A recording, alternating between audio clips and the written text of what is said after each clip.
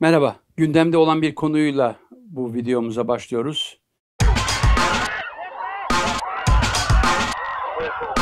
Ortalık çok fena karıştı.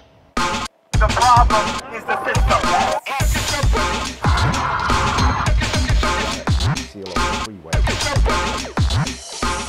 Evet, Birleşik Devletler'in beyazlar tarafından keşfi, malum Christoph Kolomb'la başlayan bir keşif süresi. Ardından 1619'larda kara kıta Afrika'dan buraya korsanlarla başlayan bir köle ticareti. Ve bu köle ticaretinin sonucu Amerika Birleşik Devletleri'nde ta günümüze kadar devam eden ırkçılık ve onun getirdiği korkunç sonuçlar. Şu anda gündemdeyiz. Amerika'da başkent Washington DC başta olmak üzere çok farklı şehirlerde sokağa çıkma yasakları gündemde. Ulusal muhafızlar yollarda, tıpkı o filmlerde olduğu gibi Amerika adeta yanıyor. Ama Amerika hep yandı bu konularda. Çünkü malum çocukluğumda seyrettiğim TRT'de gösterilen Kunta Kinte, Gambiya'da Afrikalı Müslüman.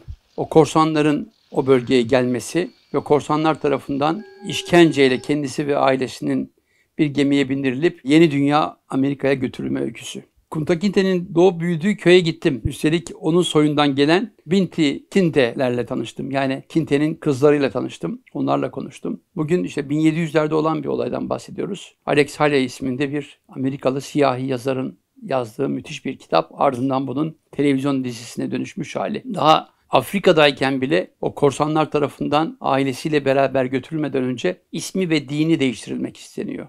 Israrla, böyle işkenceyle. Bundan sonra adın şu olacak deniyor. Dinle.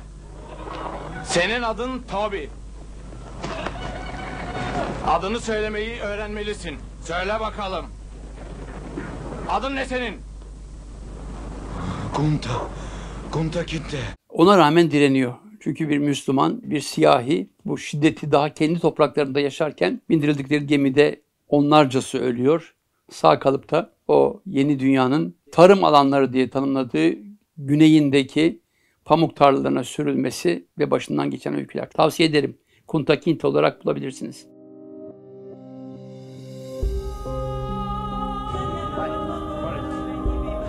Where is Kunta Kinte house? Evet.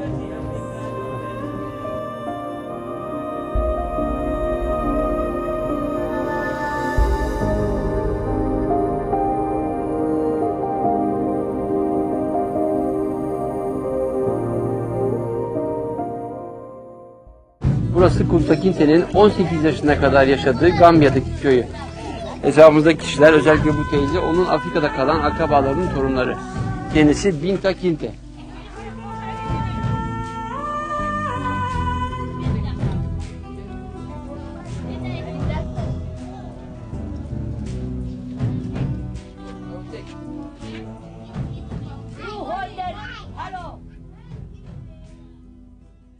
...1700'lerde yaşayan öyküsü Amerikan İç Savaşı'na kadar hep devam etti.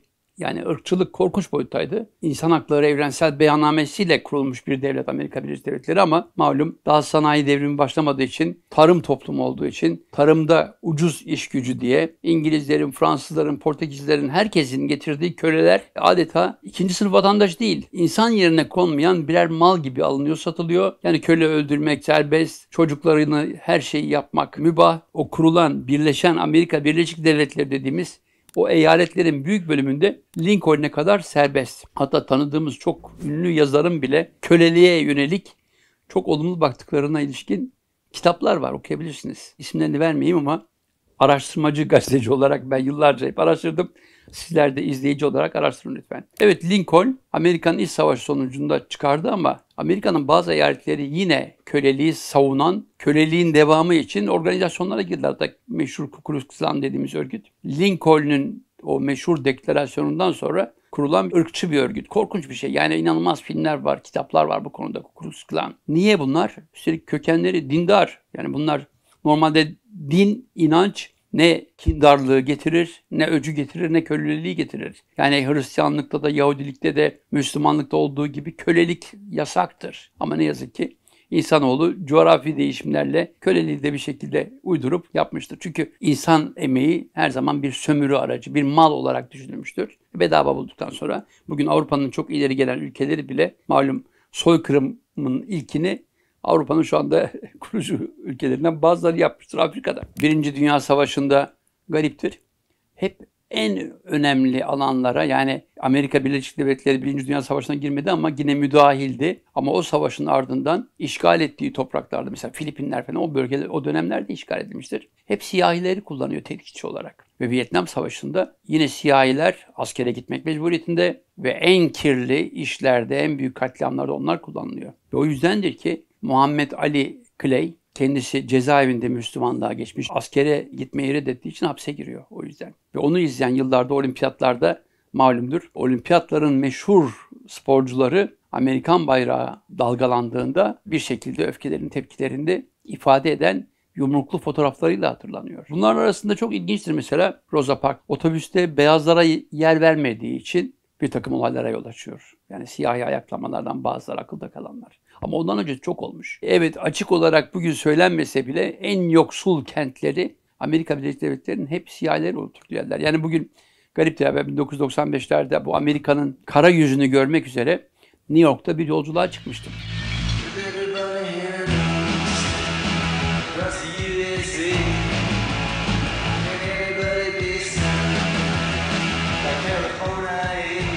Sanayi devriminden sonra gelişen Manhattan ve onun hemen uzantısı olan Yoksullar Mahallesi Harlem. Harlem'e gitmiştim. Orada önce siyahi Hristiyanlarla tanışmıştım. Onların kiliselerine gitmiştim. Birbirinden farklı mezheplere üye Hristiyan siyahiler. Hatta onların böyle gospel dedikleri müzikli ayinlerine tanık olmuştum. Some of your work that we must do, Lord, until you return to us and reclaim us.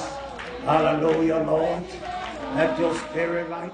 Tabii ki siyahilerin bu inanca bağlılıklarının en önemli simgesi Martin Luther King. 1960'larda Amerika'daki siyahi haklarının simgesi diye tanımlanabilir. Bir din adamı kendisi. Öldürülünceye kadar gerçekten Amerika'daki siyahi mücadelesinin önderiydi. 1960'larda meşhur, şu anda görüyoruz ekranlarda, diz çökme olayı. Çünkü pasifist bir eylemciydi. Beyazların siyahlara yapmış olduğu haksızlıklara karşı mücadelesini Washington DC'de 250 bin kişinin katıldığı büyük bir toplulukla ortaya koymuştu. 1965'lerde bu olay. Nobel adayı gösterildi ve Nobel aldı. Sonradan bir suikaste kurban gitti.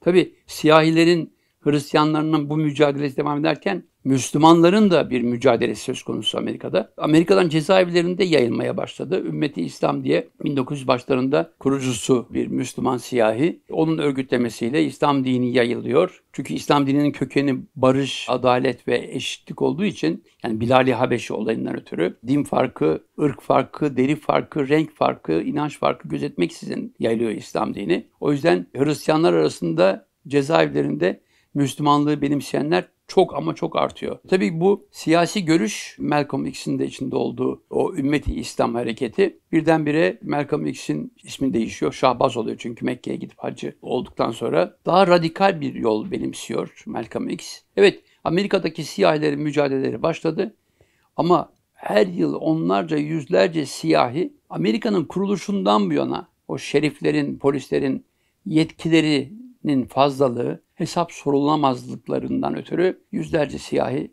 haksızca öldürüldü. İlginçtir, 1991 yılında, ben de o tarihlerde Amerika Birleşik Devletleri'ndeydim, bir trafikte aşırı sürat yaptığı gerekçesiyle bir siyahinin polis tarafından durdurulması, bayağı ciddi şekilde dövülerek işkenceye tutulması aleni kameraların önünde ve o polislerin bir yıl sonra yargılanmadan serbest bırakılmaları sonucu Los Angeles'a tıpkı bugünlerde olduğu gibi askerler indi. Yani İnanılmaz bir olay. Hatta bu olayların yatıştırıcılığını Louis Farrakhan üstlendi. Birbirinden farklı gruplarla birlikte yatıştırdılar. Aksi halde Amerika Birleşik Devletleri'nde 1992'lerde bugünden çok daha farklı boyutlarda bir ayaklanma söz konusuydu. Belirli bölgelerde günler süren, yine arabaların yakıldığı, ortalığın ateşe büründürüldüğü, yağmaların olduğu bir dönem yaşandı. Onlar da dediğim gibi bu hep var olan bir şey. Geçtiğimiz yıllarda biraz bakılırsa meşhur Barack Obama, kendisi hem siyahi hem Müslüman bir babanın oğlu. Onun döneminde de bu tür haksızlıklar oldu ve Obama Amerikan başkanı olarak seçildi ama onun döneminde de pek böyle siyahilere yönelik bir takım kanunların hayata geçirildiğini görmedik.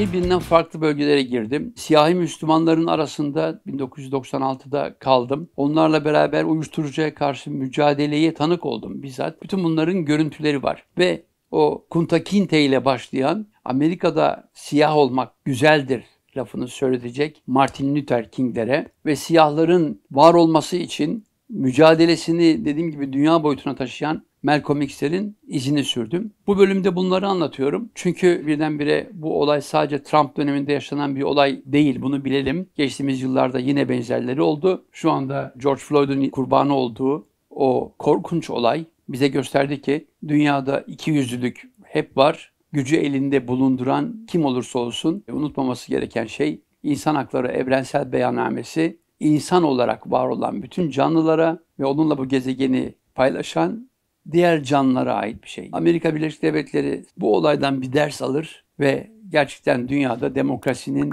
en iyi uygulandığı ülkelerden biri olarak varlığını sürdürür. Aksi hali dünyada şiddeti meşrulaştırır, ırkçılığı tekrar hortlatır, önü alınmaz olaylara yol açabilir. Evet, dediğim gibi tanıklıklarım bunlardı. Bu bölümde size Amerika'nın kara yüzünü gösterdim. Bir başka videoda buluşmak üzere. Sağlıcakla kalınız.